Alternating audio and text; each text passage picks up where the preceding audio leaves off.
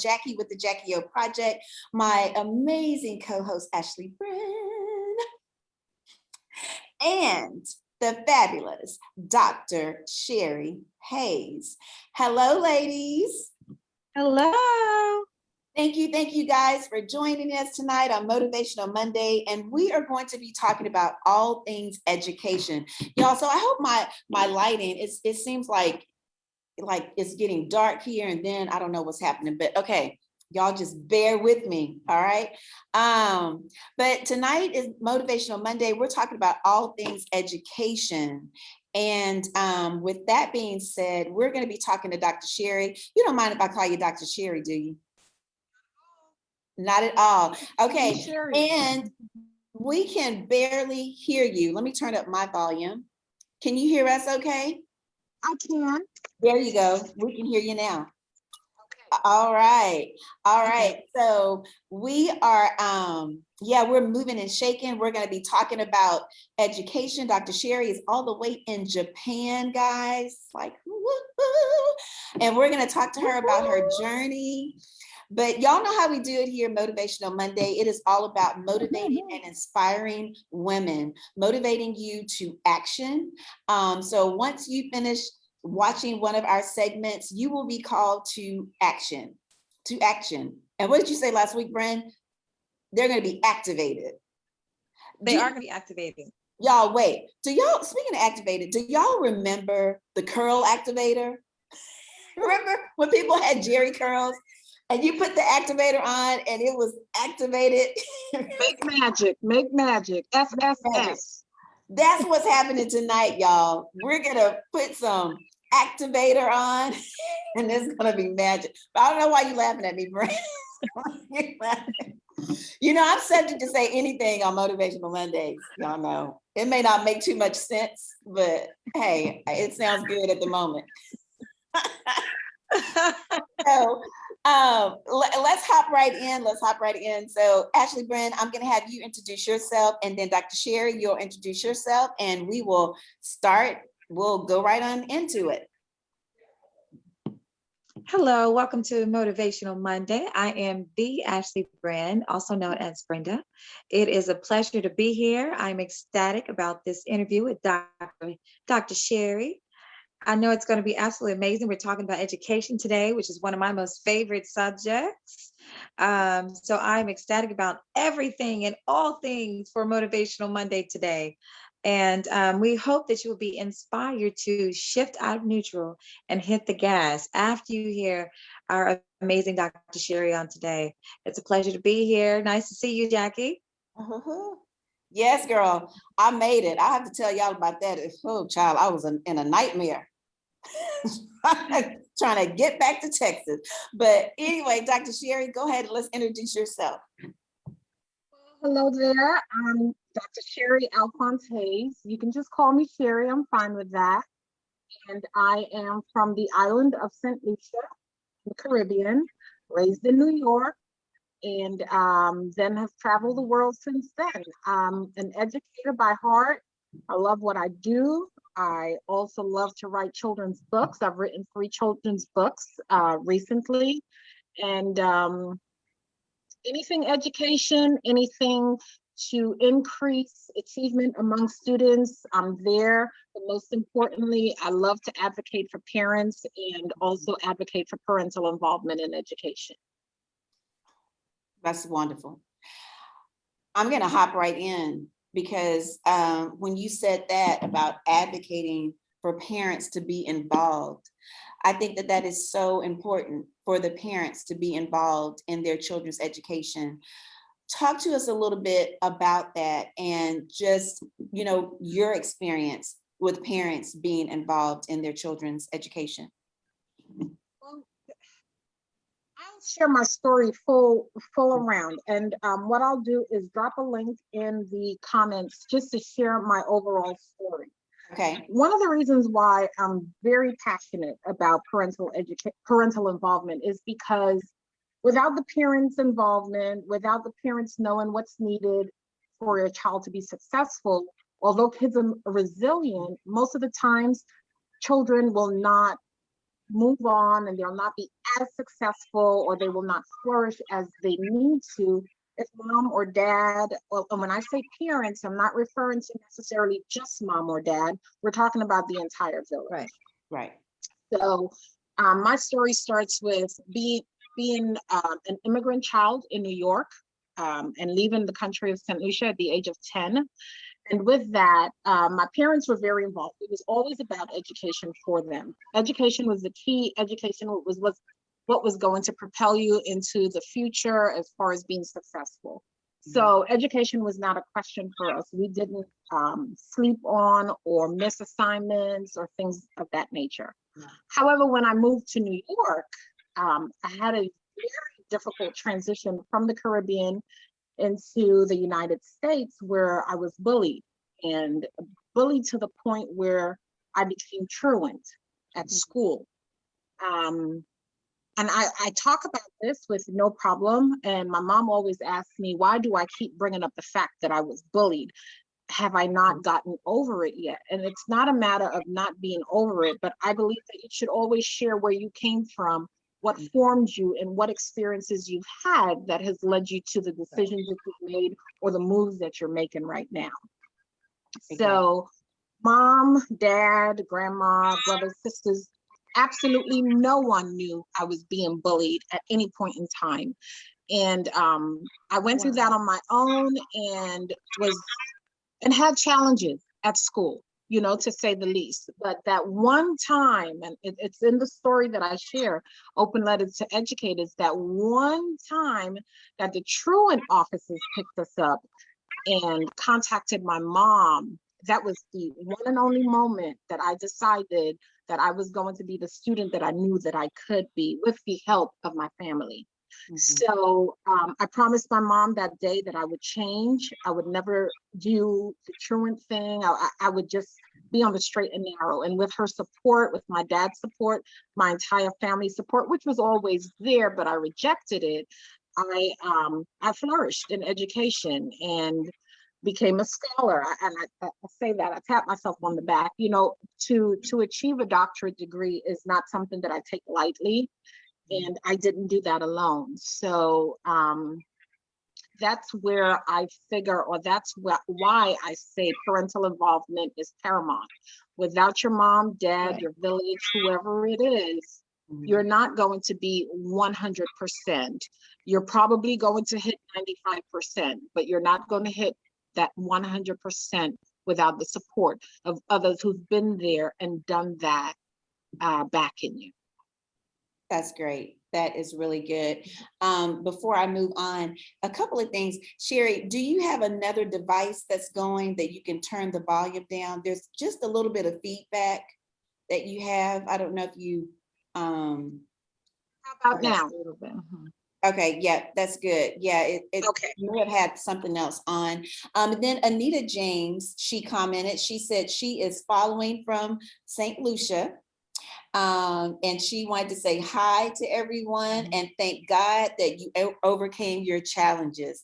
Thank you so much, Ms. Anitra. And also Kimberly is on here. Kimberly Cruz Damien, I hope I'm pronouncing your name correctly. She said, I love Dr. Hayes. Thank you, ladies, and thank you everyone for joining. Listen, if y'all have comments and questions, please be sure to put them in the comment section because we will be monitoring it. And Cheri will also be dropping some information in there as well. So back to what you were saying about the importance of parents or just your village being there. I do believe that that is very important to have involvement, but we do know that sometimes kids do not have that involvement. And when they don't, it could go either way. It could go to where you are like totally thriving because you don't have that push and you want something better and you know that you can, I guess, maybe push yourself, or you can just totally fall off the wagon. Would you agree? I definitely agree, Jackie. You hit it on the head. You hit that nail on the head. I have not always been in the position where I'm in a situation where I'm seeing students thrive regardless of, you know, whatever situation they came from. I worked in a school system in Norfolk Public Schools, where I worked at Young Park Elementary School, and I worked at Compostela STEM School. And these students were at-risk students, and most of them still had parents present, but a lot of them didn't for various reasons, and I can't down or look down on them and say that they should have or could have been there and they weren't, but for many situations they weren't there. However, that's when we step in as educators, when they don't have that extended family outside to continue to support. That's where we as educators step in and teach the whole child. We're not just teaching the child who comes in and check the box and it's all about standards. It's all about the objectives and so on. First, is that child fed? First of all, second, is that child clean? Third, did the child sleep last night? I mean, we can go on and on. So it's not just about hitting those standards, and it's not just about the parents at home being the ones to support the kids. And that's why I emphasize it's a village. It's a village, it's a village. And it only takes that one friend or that one person to have that impact in the child's life, which is going to support and help propel them to where they need to go. So Jackie, I totally agree. Everybody does not have the same situation at home. Yeah, yeah, that is so true. I'm sorry, go ahead, Brenda, you could say something. Oh, I was going to say too, it makes a great deal of it makes a great deal along at the school as well. Because the teachers are more willing to help the child when they see the parent is involved. The more the parent is involved, the more the teacher's involved with the child. Just from what I've seen in my own experience, it makes it's a huge difference, when the parent is involved. I've subbed, on several occasions, and I can tell when the parents are involved and when they're not involved, and like you said, you do have some parents that don't have the luxury of doing that. So, for some of us who can go up to the school sometimes, just say, hey, let me help out with this kid, or so on and so forth, volunteer for those who can't be up there. So, but I mean, I was just gonna say, I totally agree in regards to how we have to be an advocate for our own children, and the difference that it makes when dealing with the teacher. Yeah. Yeah. And you know what? You hit a good point, Jackie, if you don't mind me interjecting for a second. You hit a great point. We have parents who are involved to the max. The parents that when they walk through the door, and I'm being honest, you say, oh God, go home. I know you have something else to do. Yeah. And then you have the parents that come in and you think, oh, thank goodness you came in right on time. And then you have the parents who you do have to pull in, but they will come. You have to invite them in. Right. Within the range of those parents, you're getting all kinds of everything that comes in. So they're coming in with their baggage as well, and how they can support based on their experiences. We have to make the climate inviting, so their experiences or what they know to have had the experience in school is different from what their child is experiencing. So the climate has to be inviting as well. So we have to do our part as educators and as administrators, office staff. They're the first people that the parents see when they walk in. You walk in with an attitude. You walk in and you're greeted with someone with an attitude. You're turned away already, regardless of what you came in to do. So that first, that office staff that hits the parents at first, they have to be phenomenal. So this way parents are engaged, or they want to come back. They want to be part of it. It takes a whole team to do all of that as well. Yeah. Yeah, I agree with that. And, as you both were talking, I was just thinking, I believe that the educators, they set a standard, or they have expectations. But again, we're going back to what happens when those expectations are not met by those students, because just like you have overachiever parents, you have overachieving students, right? But then you may have some students that you have to pull along the way to get them there. And I just wonder how, in the teachers, from a teacher standpoint, how patient they are with those children, because they're thinking, I have this one group that's here, and here you are down here. And the child may not be motivated for various reasons, whatever that might be. It may be their home environment. It might just be their temperament. So how would the educator pull that child in? And I know you said too, they have to have a warm environment, but how do you get them to get to? Well, Jackie, just as we have varying levels of achievement and motivational statuses with children, and just as we have various levels of volunteership with parents, believe it or not, we have the same with teachers. So we have the teachers, and I'm not speaking directly to my place of employment or any place that I've worked in general, but just overall, you have teachers on this end of the spectrum to that end of the spectrum. So those who are totally not invited and those who are just not there. And as you know, you cannot make an adult do what an adult does not want to do. And then you have those who are on this end of the spectrum who are just fabulous. So you have to know who you're dealing with, what you're working with. As far as an educator is concerned, it takes a conscious effort when classes are being developed and working with your guidance counselors on who is being placed in what class, your school psychologist.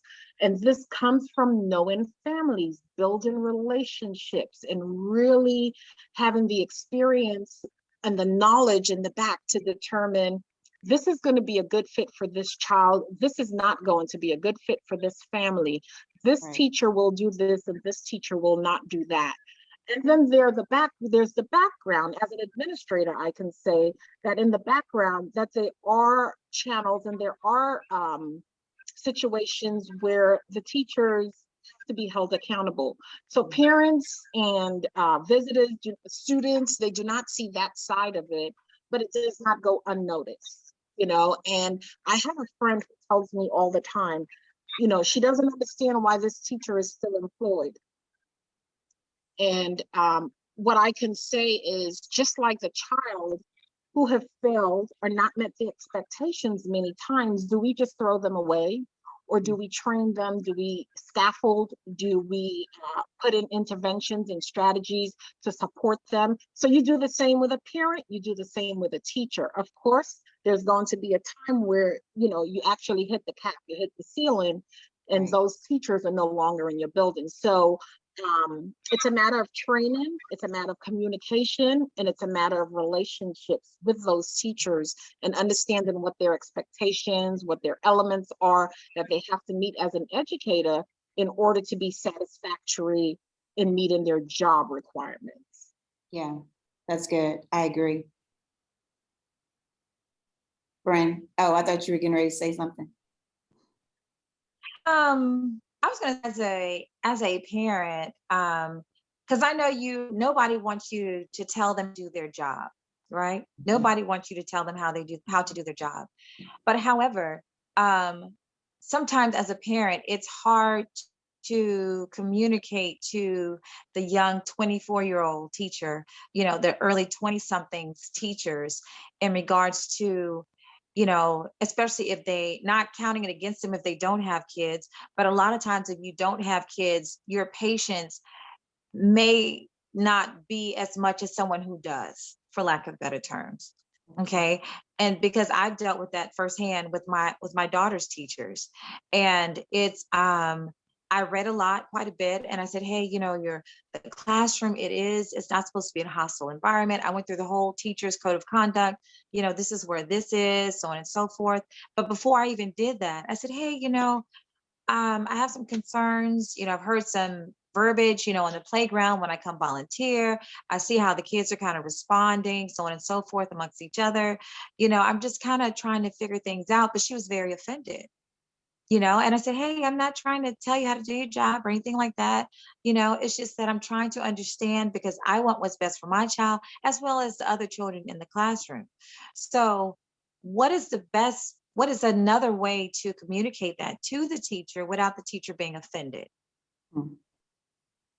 Oh my gosh, Brenda, I know you did not know in advance an article on this. Jackie O, when we were with 40s Rock, I wrote an article on this. My teacher hates me, and I will put it down in the comments after the interview, but there are many strategies to that. The first thing is everyone comes from different backgrounds, different ethnic Right. backgrounds, different cultural backgrounds.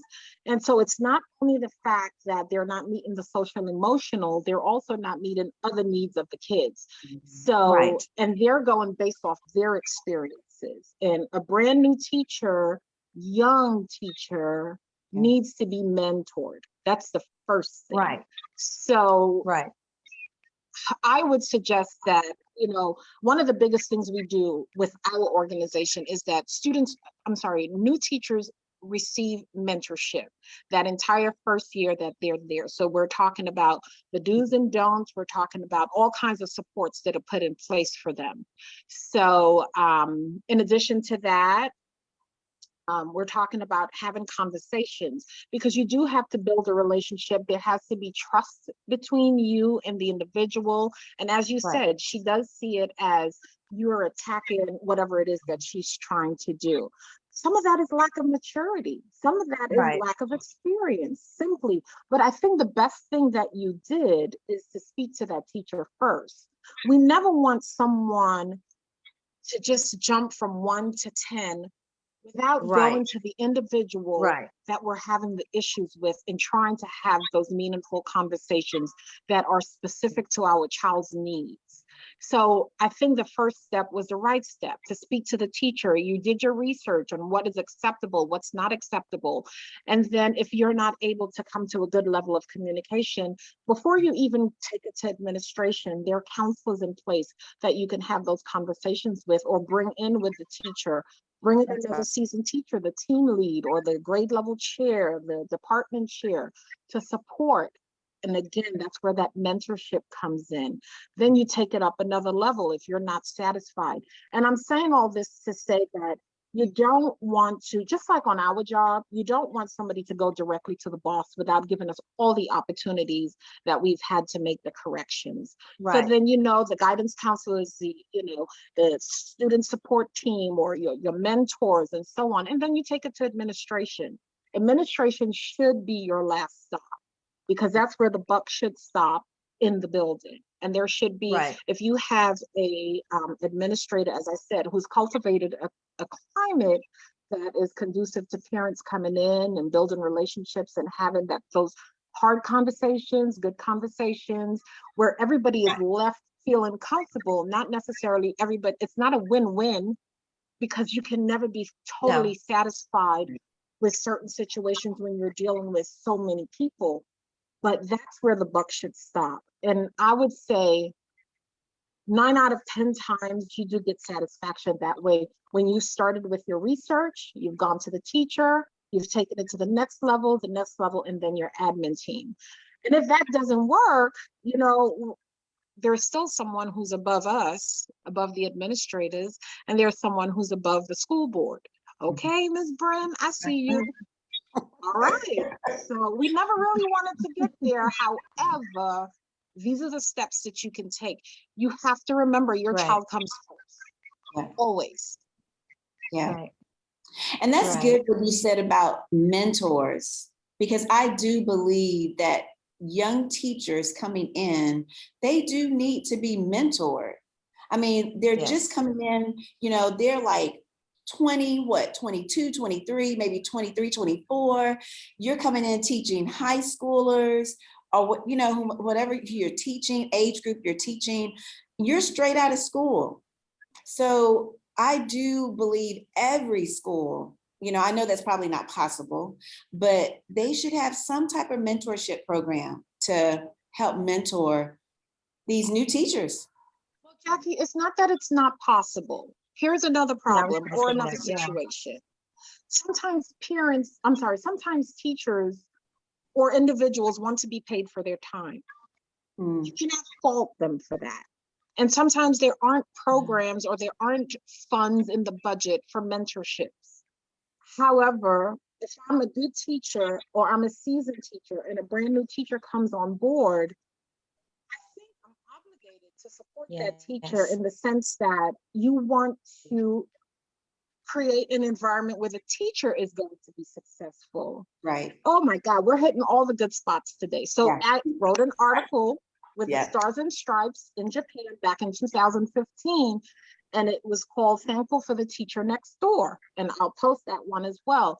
And in that article, there were it really wasn't an article. I wrote a blurb. I give credit to all the teachers. Everyone gave gratitude and shared and mentioned folks that were supportive and were there for them in their teaching, whether it was the beginning of teaching, whether it was changing from one discipline to the other. And that made a world of difference. As a matter of fact, I contacted 2 people recently and said, do you remember this, you saying this? And they said, yes. Where did you find that? And it's based on that article. So again, we all have the responsibility for success with everyone around us. I truly believe that. Yeah. Yeah. Well, we can't afford not to. Yeah. Go ahead, Jackie. We can't. Children's lives are at stake. Yeah, absolutely. That is so true. So, Miss Ashley Bren, did you get your question answered? I did. I did. And because I always have to be careful because I am that parent that can, if I'm not careful, it can come across the wrong way. So I kind of walk on eggshells because truth be told, you don't find a lot of African-American parents that are able to take that time to go up to the school. And depending on the demographics, if we're just going to be just perfectly transparent tonight, depending on the demographics, sometimes when you come up there as an African-American parent, they immediately are thinking you're coming up there to be, irate or don't tell my child this or they're thinking you're coming up there with this type of aggressive type behavior. And that's not the case. I want what's best for my child because whatever you do, you're with my child the majority of the day. And whatever you do is going to plant a seed. And I don't want to be the one to have to deal with that seed that you planted later with negative.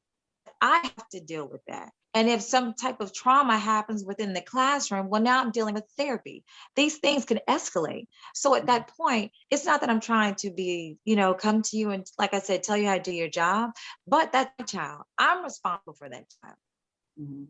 And there's been times where I say, I know if my daughter's coming and telling me this, and then I've talked to her friends when we do play dates, and everybody has the same story, we have to investigate.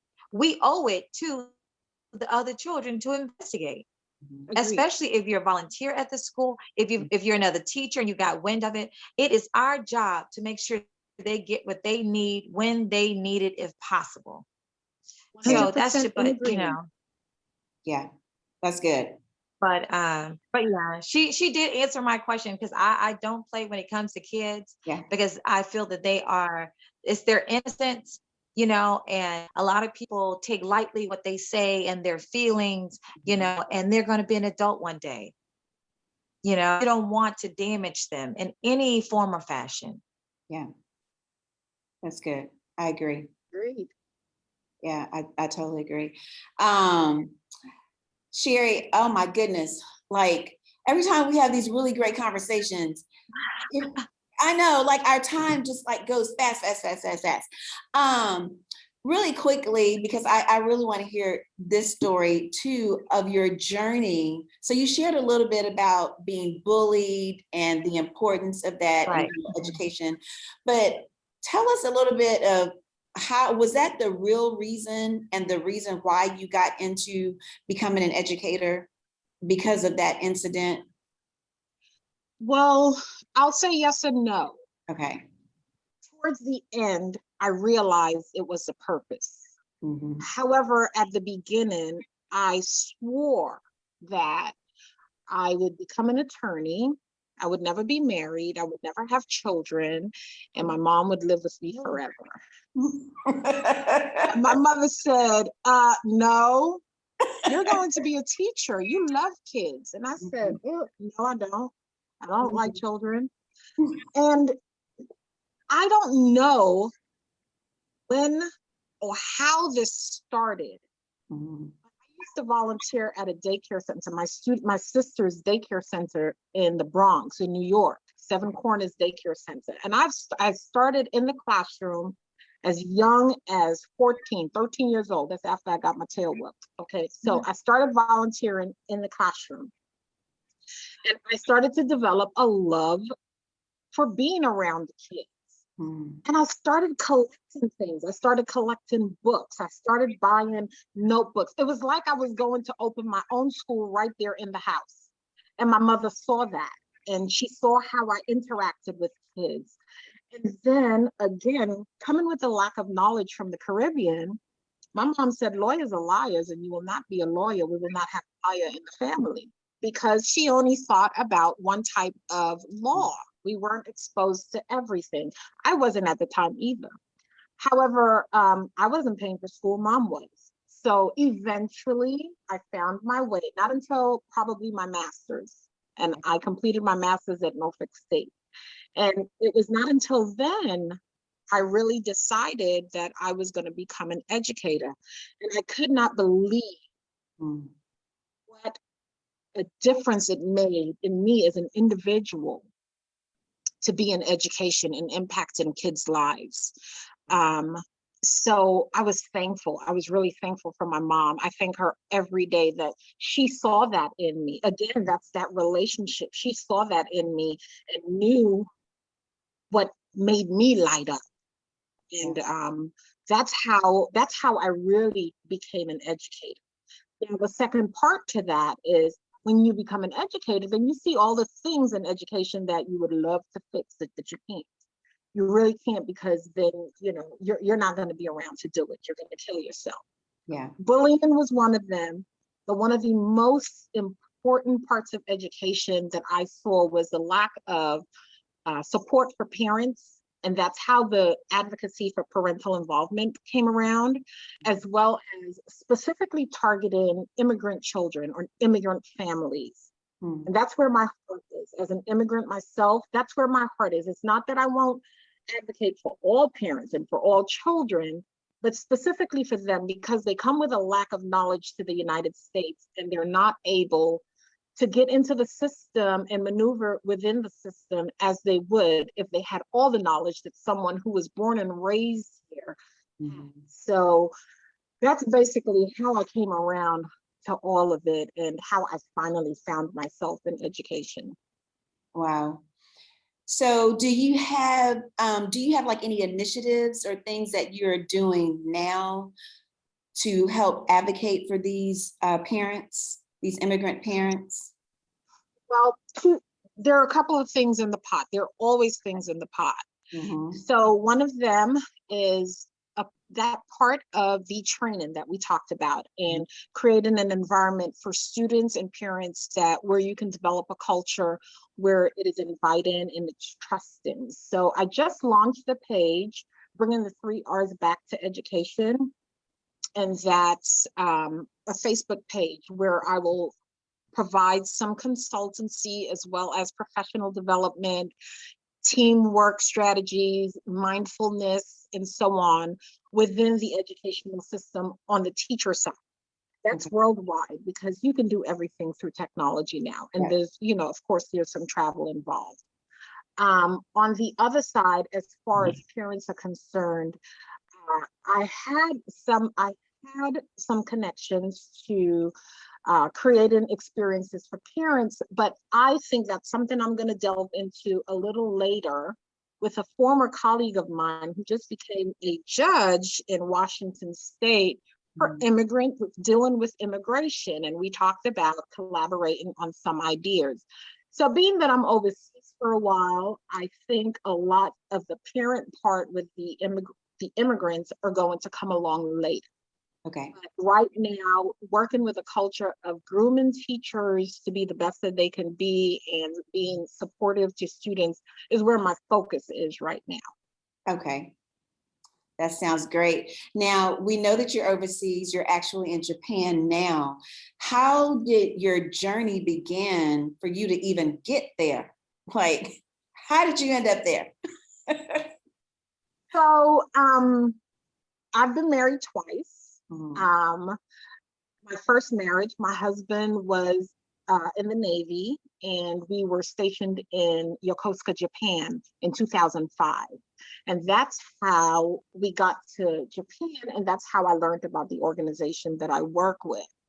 And after his tour there, he was not a fan of Japan. I fell in love with it, but not until my third year, because I was terrified the first year. Second year, I was coming off of anxiety because it was just so much. Third year, when I really fell in love with it, it was time to transition back home. So a few years later, I did still continue with the organization in the United States, but a few years later, I decided, this is where my heart is, and this is where I really want to be. So I reapplied to come back to Japan, and then went to Atsugi, where I worked for 3 years. That was in 2015, and then was promoted to the assistant principalship in Okinawa. Mhm. So then came over to Okinawa, and then just moved from the elementary school to the high school.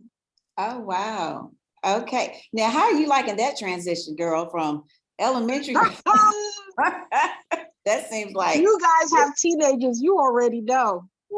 I do. You already know, but it's there's a learning curve. There's going to be a learning curve. The teachers are the same. They're wonderful. I'm enjoying being with the teachers and learning, how things operate on the high school level. But I work with a dynamic team, and that's what's going to take me or give me the edge to be comfortable and be where I need to be gracious about making mistakes and so on. So I work with a great team. I have another assistant principal that works with me, and of course the school principal, and I think I'll be fine. Yeah. Yeah. Wow. That's good. Brenda, you're on mute.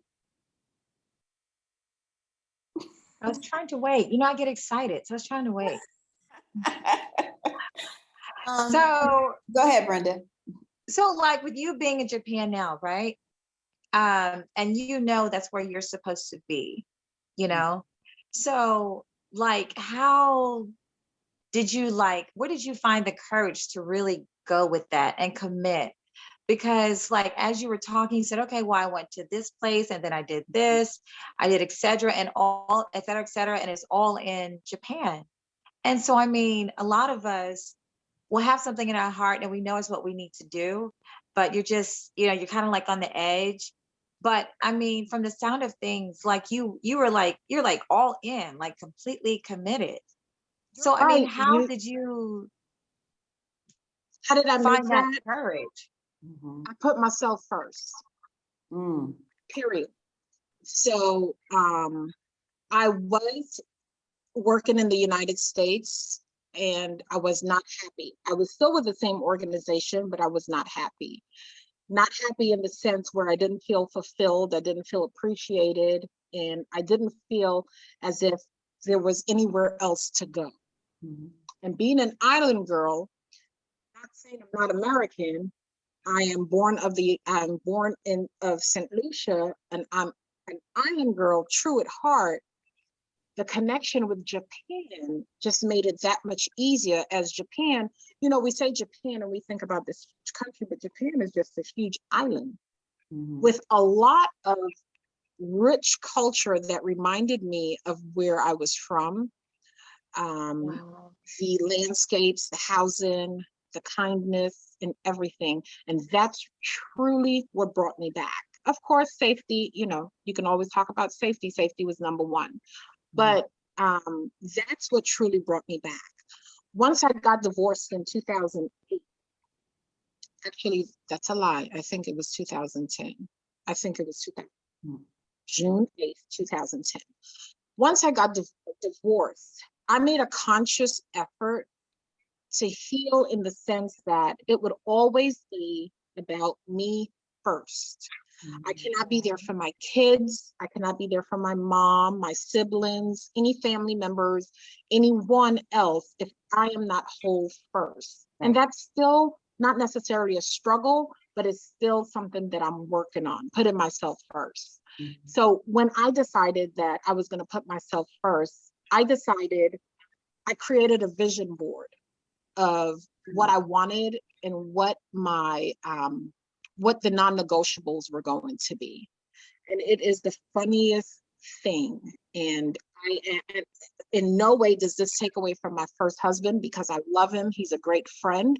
But I knew that the kind of man that I wanted in my life, in the next session, in the next movement, you know, my next chapter. And I pinned it on my board, and you'll laugh. It was this older gentleman that looked like a professor. And it was this beautiful black, dark-skinned man with a tear running down his eye. And that touched me, because I thought I wanted a strong Black man who knows the struggle, or who knew the struggle, who has been through the struggle, who was able to be a mentor for my kids as well, to have that mesh with what their dad had to offer and what he was going to offer. And I wanted an older gentleman who was intelligent, and God knows he sent me the perfect man. I kid you not. I kid you not, Jackie.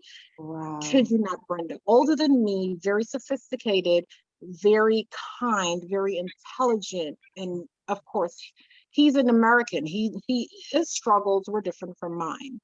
So that was one way that I knew that it could happen. It could be about me. So after I met him, I asked him, maybe a week into us dating, have you ever considered moving overseas? And he said, no. He said, why? I said, because I like Japan. No, honey, a year later, he was on the plane with me to Japan. And because I think he saw the happiness. I think he saw what it meant to me. And with him being the guy that he went along for the ride. That's how I got back to Japan, still putting myself first. And it was hard, because my oldest son had just graduated from high school. And at that time, he had no interest in going to college. He wanted to pursue his music career. And the younger one he was going to go with us either way. But it was a hard decision to leave my oldest son back in the United States, where he had to learn about being independent. And, you know, he tried school, he tried music. And so with all of that, I still put myself first, but I was still there for him. I was still there for my family. You know, I'm able to go home as needed, of course, without the pandemic. And that's what's really propelled me to be where I am today, and what really drives my decisions, just putting me first. And so really you have more to offer to your family and to the world, because you put yourself first, because you're in a good place Yes, to where you ma'am. can do that. You're in a healthy place to where you can truly give of yourself, because you're walking within your purpose, which is in Japan. Absolutely. Absolutely. And the purpose, and walking within my purpose, does not mean it's a straight and narrow road every day. You know, we veer left, we veer right, there are bumps in the road. I remember my first Christmas here. My husband was back home and the kids were home. And I thought I was gonna die. But I remember, I'm sorry, when I went back home for Christmas, I was in Houston with my sister probably 2 years ago, the year before the pandemic. And I came back home alone. And I think my mother literally thought I was gonna have a nervous breakdown, because being with family meant so much to me that it really took me for a loop. I wasn't prepared for what I was gonna feel emotionally coming back alone. But I had my ex-sister-in-law lives here, who's a therapist.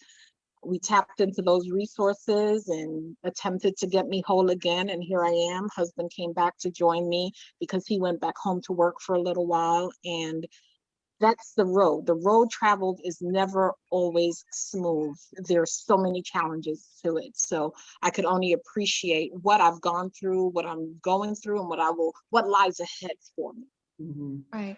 Wow. Right. Wow. That is amazing. And I'm so glad you said that about the road is not going to be easy, because a lot of times people think, oh, I know my destiny. So, oh, this is going to be peaches and cream and it's just going to be great. But it's not. There are some dips and some valleys and some twists and turns. and everything that comes along with it. But it doesn't mean that you're not on track for your destiny and your purpose, you know, because if everything was super easy, then I would question that, you know, like, yeah, you know, so life does happen. And I also love the fact that you said you put you first. And that is so important. That is something that we do not do, you know, as a culture of women and as just women, period, because we're nurturers. And so everybody is on the front burner and we're on the back burner, right? And we just put ourselves last. And there's nothing wrong with putting yourself first. You're not being selfish. You know, we talk about self-care all the time. You have to replenish yourself, because if not, who are you going to take care of? You can't take care of anybody else because you're somewhere stretched out in a hospital. So I loved how you said that, and you knew your purpose, and you didn't let anybody persuade you from what you knew was supposed to be you. My daughter and I, Layla, we had this conversation just today, talking about your purpose, talking about not letting people talk you out of your blessing. You know, you have to know your path, where you're going, what you're doing. So I love that you know, that's your journey. And like you said, it's not perfect, but you know it, and you're still traveling that road. And that was just, I feel everything that we talked about tonight was good, but I think that that was really good, because we need to be reminded of that. We need to know that, that we have to put ourselves first. We have to take care of ourselves, and it's not selfish to do that. And another thing I liked was that you talked to your therapist to get you back on track, your counselor, whomever it was. And that's another thing. You know, we feel that, we don't need to talk to anyone, especially in our culture. Again, you know, it's like, you don't need a counselor. You don't need this. Just go pray about it. Just, you know, go. But no, you do. And you might need some medication. I'm just saying, to help you get it.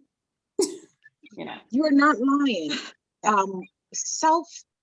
Self-care comes in so many different forms, you know, and I just want to go back to this before I even jump on it. I continue to talk about the village. Even though I was making those decisions and I was putting myself first, I still had the support of every single member of my family.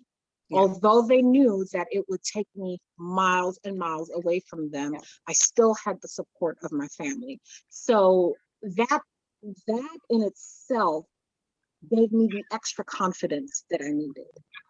Now, going into self-care, and we're talking about talking to folks, having groups of friends or girlfriends, or that one individual that you can talk to and support you, is very important. But I mean, I go for my massages every week too, because you know, you got to loosen up the body. Yeah. You know, self-care comes in all forms. You have to take care of yourself.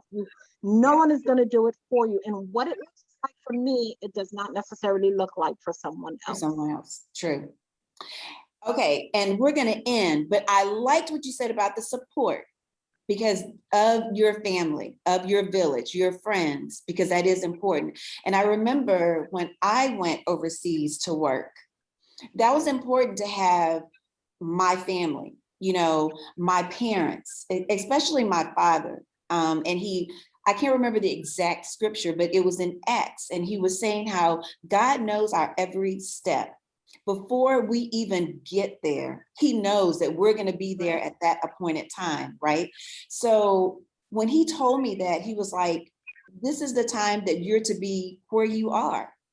And I'm like, okay. And he always taught us, when that window of opportunity opens, you need to walk through it, because once it closes, that door may not open, and 9 chances out of 10, it's not going to open again. So you got to be ready, prepared to walk through it.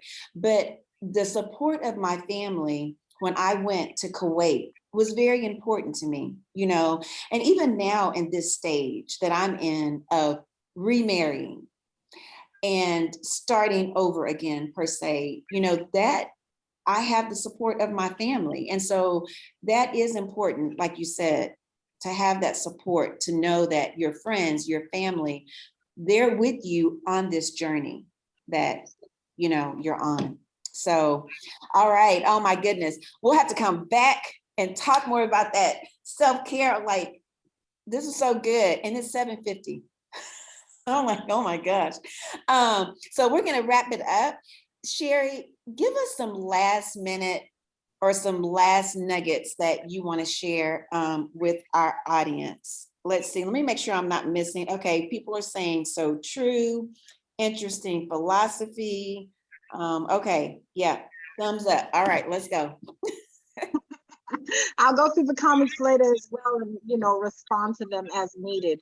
But one thing that I can say, all encompassing when it's in reference to education, whether we're a student, whether we're a parent, a teacher, an administrator, you know, whatever lens we look through, we have to put the child first. We have to put that student that we are attempting to educate and groom into becoming a responsible citizen and all the likes of the world to be, you know, the greatest person that they can be. We have to put them first. So there are going to be compromises. Not everyone is going to be happy, but if we continue to build relationships, build trust with one another, we cannot go wrong. We simply cannot go wrong. Putting the children first, building those trust and relationships, developing cultures or environments where you are welcomed and everybody is respected. I think that we have, that creates a space where everyone can grow. Right. Very good. Awesome. Ashley Brand. You don't I have don't have anything to say? anything. I am like, You don't have anything to say? I'm still I'm going through this whole eat, pray, love moment. You know how that goes. So like when I was listening to her, so I was listening to her story, and I mean, and of course we're talking about education, but it was just so many nuggets that just popped out as she was talking from, you know, of course, the teacher having an environment that's welcoming to the parent and to the child. You know, the mentorship is great, but then also the simple fact of her having, Dr. Cheri, you having the courage to really take that leap and do what you knew what was best for you. And I believe that kids can tell the difference when an adult is at peace with themselves versus if they're out all over the place. You know, they know when the teacher's having a bad day. They know when her day is going well, you know. So, but when you have a teacher that is whole within her person, she has more to offer that child.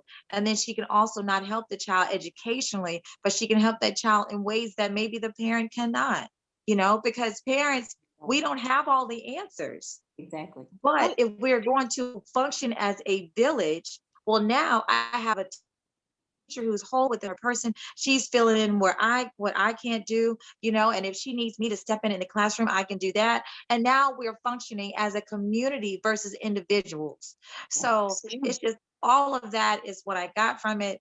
Of course, you know, I always try to see what am I going to take away myself as in regards to activating, and it is to make sure I am taking care of me, you know, make sure that I am putting me first, not that I'm neglecting my children, but at the end of the day, if I am whole within myself, I have more to offer the world like you're doing now. Awesome. Thank you. Awesome. Thank you so much. That is so good. Oh, wow. Y'all, I just hate time is up. I just hate our time is up. This was really good. And yeah, there were so many takeaways for me as well. But I think the most important thing that I got was, of course, with the education, but definitely knowing your purpose and walking in it. You know, that is so important, because when you're walking in your purpose, then I also feel that you can have that sense of wholeness, you know, when you're whole and you have peace because you're where you are designed to be. You know what I'm saying? Like where God has put you on this path, you're going down that path. And so that's what I took from that as well. Again, very good information.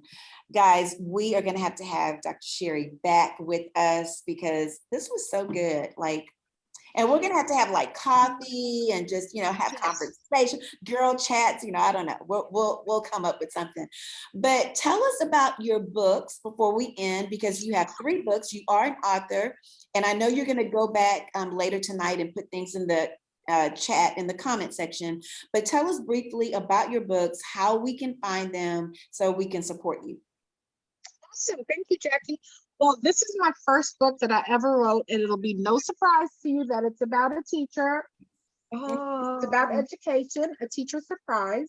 And this can be found on Amazon. All my books can be found on Amazon. Okay. And during the pandemic last year, so many of us did so many things. And I wrote 2 books last year as well. And this one is Talkin' Talia Tattles and Tells. This is on Amazon as well. And the final one, which relates directly to my culture, the island of St. Lucia, is called Counting is Simply Beautiful. And this one takes you through counting, learning how to count in Creole, one of our languages in St. Lucia, and from 1 to 20, and that can be found on Amazon as well. Thank you so much, Jackie. Wait a minute. Okay, you wrote 2 books during the pandemic, like in that 1 year? Yeah, I became my body became vegan, and my mouth, not all the time, but my body became vegan last year, and I wrote 2 books. Wow, that is amazing. You know what? The pandemic was a horrible thing. Lives were lost and things like that. However, there were also good things that came out of it. And your story is just one of those stories of how you did. And I think a lot of us made changes in our lives. Right. Changes for the better, things that we should have been doing anyways, right? Okay, guys, so again, thank you so much, Dr. Cheri. Thank you to my beautiful co-host, Ashley Bren. Thank you to everyone that tuned in. We will be going back through the comment sections as we stated. And Cheri, you're gonna be putting some links in and some of your articles. So you guys be paying attention. Y'all share, watch the replay. This was some very good information for you to share with others. And I think that's it, right? And we have a very, very, very special guest next week. I appreciate the invite, ladies. Thank you so much for having me. Thank you so much for being here, Cheri. Thank you for accepting. You were absolutely phenomenal. And we will be back. Same time, same channel. Can I say Bat Channel like I did last week? Isn't that it? Bat Channel, Batman? Isn't it right? Brent is laughing at me like she never heard that before, but isn't that what they said on Batman? Same bat station, same bat time, same. No, that's not it. Oh, that's why she's laughing at me. Okay, hey, y'all get it. Same time. Y'all got it? Okay. Same Jackie O channel, same J time. There you go. So until next week, guys, we pray that you all have an amazing rest of your evening, a great rest of your week, and we will see you next Monday, June 21st at 7 p.m. Central Standard Time. All right, good night.